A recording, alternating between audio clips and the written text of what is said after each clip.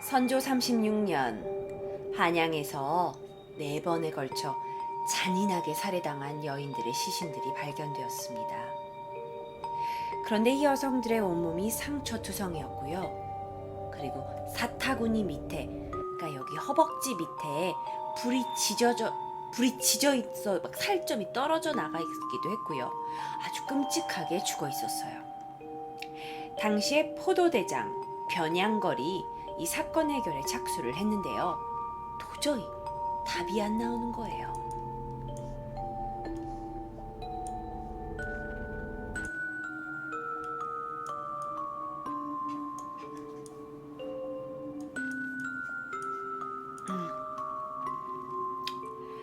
자, 그런데 여기서 죽은 여성의 시신들을 잘 보다 보면 보통 몇 달 전에 실종된 그냥 평민층 부녀자도 있었고요. 또는 기생들이었고요. 목격자를 찾았는데요. 별다른 성과가 없는 거죠. 그런데 한 달 후 또 다른 여인의 변사체가 발견이 됩니다. 그 변사체는요, 애생이라고 불리는 당시 최고의 기생이었어요. 당대 최고의 기생이 변사체로 발견되자 그녀를 사모하던 많은 유생들과 관리들이 범인 잡으라고 난리가 난 거예요. 그러면서 이 사건이 커지기 시작했죠. 그런데 일주일 후 또 다른 사건이 발생합니다. 포천 부근에서요, 도승지 유희서가 누군가에게 살해당한 거예요. 이거 도승지가 살해당했다고? 그래서 이때 선조가 직접 범인을 잡으라고 명령을 합니다.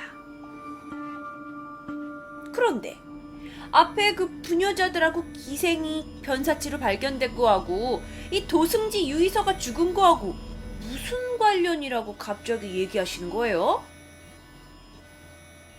유희서의 아들 유일이 이제 진술을 하기를 유희서와 기생 애생이 서로 굉장히 사모하는 사이였대요.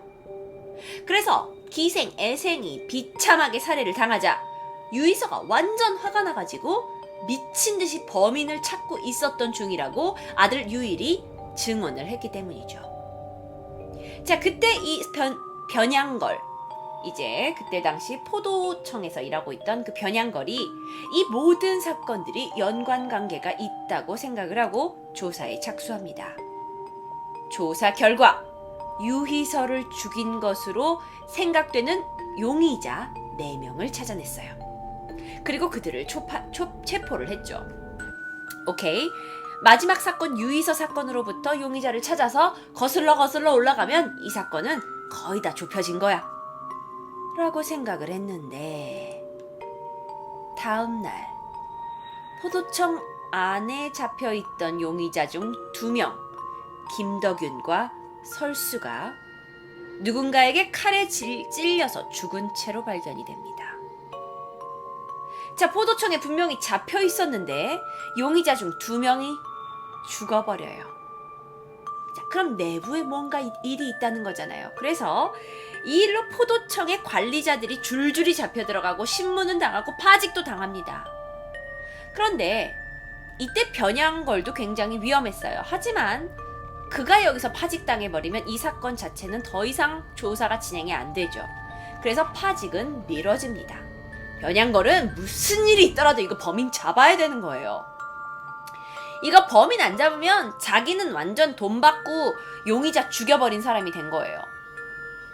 자, 용의자 2명이 죽고 나니까 변양걸 입장으로는 뭐 배후자나 진범을 찾는 게 점점 더 어려워지는 거죠. 그래서 너무나 답답해가지고 평소 알고 지내던 영의정 이덕형을 찾아갑니다. 그랬더니 이덕형이 한 가지 방법을 말해주는데요. 그건 바로 오성부원군 이항복을 찾아가라는 거였어요. 자, 지금부터의 얘기는 야사, 즉 민간인이 만들어낸 역사책에서 나온 이야기예요.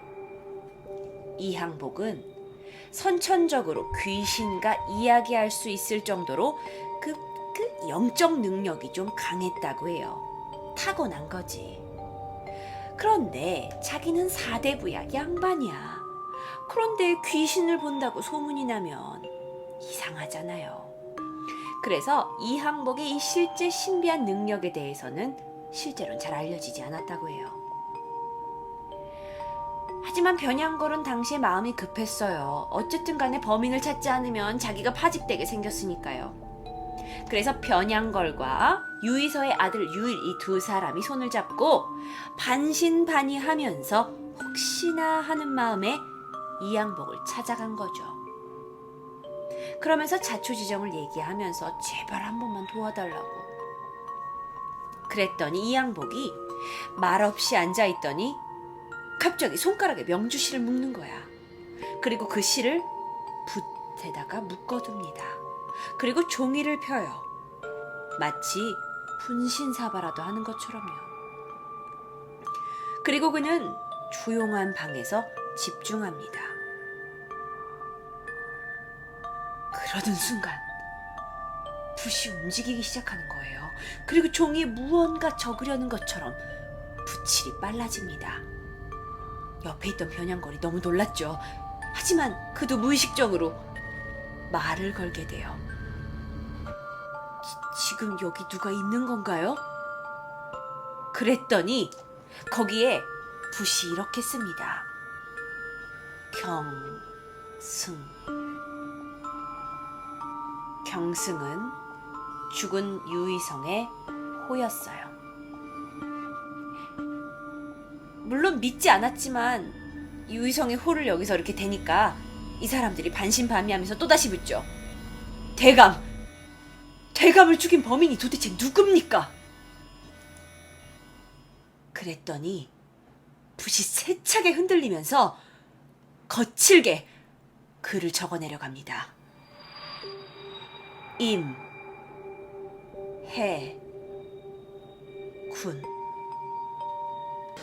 이 글을 본 변양걸은 정말 깜짝 놀랄 수밖에 없었죠. 임해군은 선조의 큰아들입니다. 선조는 슬하에 적자가 없었어요. 그리고 그의 자손들은 다 후궁을 통해서 자손이 나왔습니다.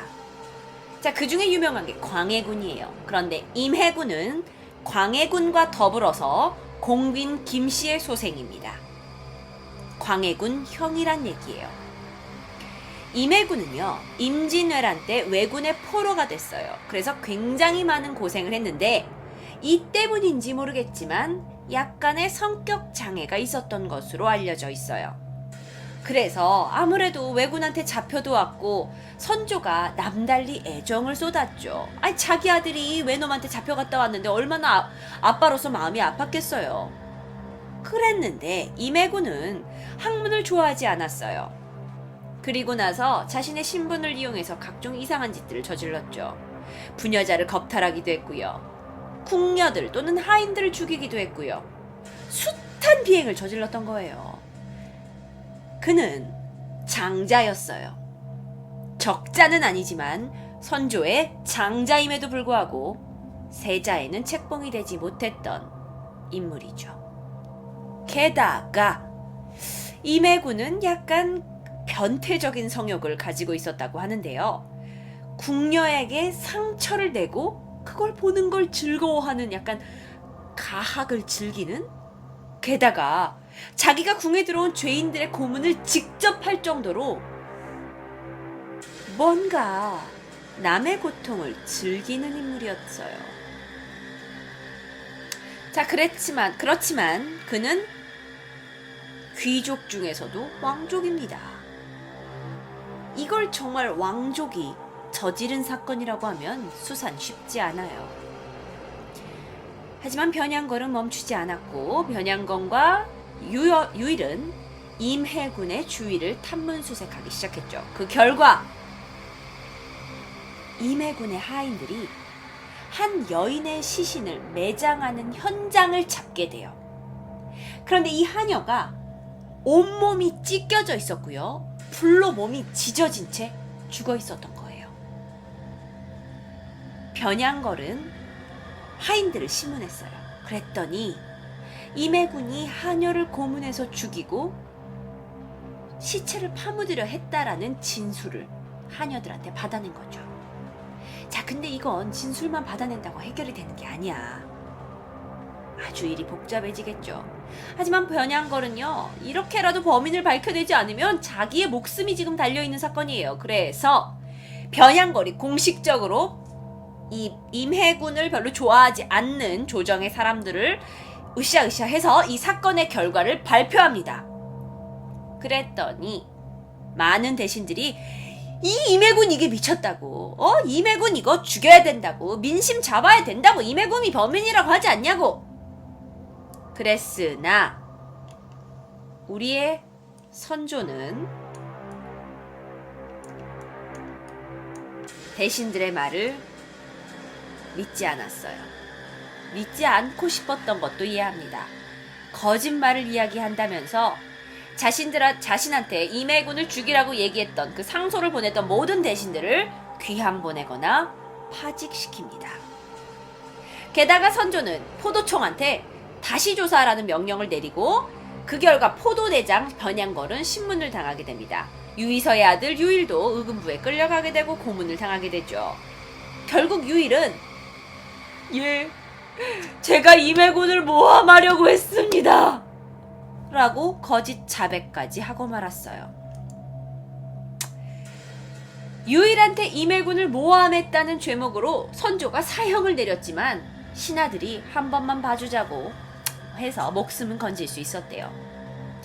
그런데 얼마 후 선조가 가뭄에 대한 구원을 신하들에게 청합니다. 자, 구원이라는 것은요, 나라에 어려운 일이 있을 때 임금이 신하의 바른 말을 구하고자 하는 것이에요. 근데 이때 신하가 어떠한 직언을 해도 처벌하지 않도록 돼 있는 게 구원이에요. 그런데 선조가 가뭄이 드니까 이 구원을 청한 거죠. 그런데 이걸 기회로 삼아서 이덕형과 이항복이 이 유희서 살인사건 결말에 부당한 것을 이제 이야기하기 시작한 거예요. 변양걸이 잘못한 게 뭐가 있냐? 이게 실제로 임해군이 죽인 거면 이 조사를 했던 변양걸이 왜 감옥에 있어야 되는 거냐 하고 그의 사면을 요청했고요. 임해군 때문에 지금 억울하게 죽은 백성들, 이 백성들의 원한을 사서 나라에 가뭄이 온 게 아니냐라고 얘기를 한 거죠. 자, 그랬더니 이 편들이 점점 많아져요.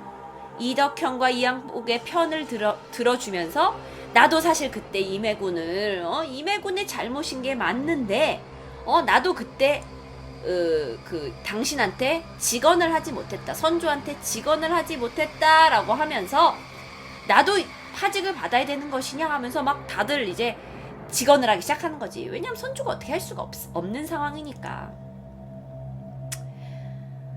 자, 그래서 선조 지금 이것들이 내가 가뭄 때문에 구원하라고 했더니 또다시 내 아들의 살인사건을 들춰내 네! 라고 했지만 뭐 어쩔 수 없는 거야. 뭐 법이 그런데 어쩌게. 자, 그래서 변양걸은 풀려났어요. 하지만 임해군은 여전히 어떠한 처벌도 받지 않았습니다. 대신 임해군은 하늘의 처벌을 받죠. 광해군이 즉위하자마자 임해군은 광해군이 불안하잖아. 자긴 장자가 아니고 임해군이 장자인데 내가 왕이 됐어. 임해군이 그렇잖아. 그런데 임해군은 광해군이 즉위하고 실제 역모를 일으킨대요. 그리고 나서 귀양을 갑니다. 그리고 그곳에서 사약을 받게 되죠.